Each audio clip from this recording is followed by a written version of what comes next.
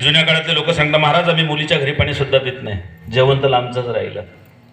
जुन्या काळात जेव्हा बाप मुली करता मुलगा पाहायला जायचा, मुलगा पसंत पडायचा, व्यवहार ठरायचा, तो बाप त्या मुलाच्या शेताच्या चारी कोपऱ्यावर फिरून यायचा. का? बाप जमीन पाहत नव्हता, पीक पाहत नव्हता, पाणी पाहत नव्हता, तो बाप त्या पोराच्या शेताच्या चारी कोपऱ्यावरती फिरून झाडं पाहायचा. आंब्याची झाडं किती, चिंचेची झाडं किती, कविटाची झाडं किती, बोरीची झाडं किती. का?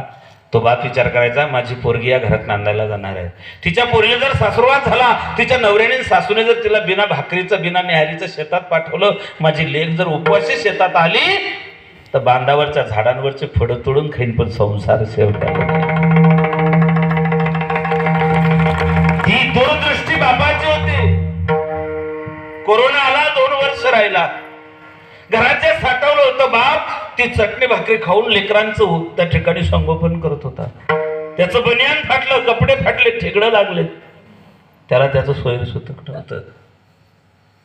1.5 वर्ष झालं घरात बसून होता, आवक जाऊक ठप्प होती, पैशाची आवक थांबली होती. जे घरात चटणी भाकरी होती, डाळ दाणा, त्याच्यावरती त्याने गुजराण करण्याचं ठरवलं. लेकरांचं संगोपन करायचंय, सुरक्षित राहायचंय, वाचून राहायचंय. भाव एक दिवशी जेवायला बसला, जेवण करतोय, डोक्यात अनेक विचार आहेत. पोरगी वाढायला आली, 15-16 वर्षाची पोरगी असेल. मुलगी वाढायला आली, चपाती वाढली, पोरगी परत फिरली. बापाने त्याच्या पाठवरे आकृतीकडे त्याचं लक्ष गेलं. पोरीच्या खांद्यावरती दुपट्टा फाटलेला बापाला दिसला.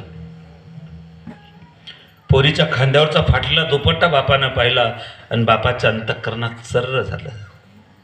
मी जिवंत असताना जर माझ्या लेकीच्या अंगावरचे कपडे फाटले असतील तर मला बाप म्हणून घेण्याचा अधिकार नाहीये. माझं लेकरू फाटक्या कपड्यानं आहे. डोळ्यातले अश्रू ताटात पडले. बाप तसाच उठला, हात धुतला, तोंडाला मास्क लावलं, गावात गेला, मित्राला भेटला, विनंती केली, हातापाया पडल्या, मेहनत वऱ्या केल्या. सांगितलं, बघ, आयुष्यात कधी भीक मागितली नाही, कधी कोणाच्या पुढे हात पसरले नाही, पण भावा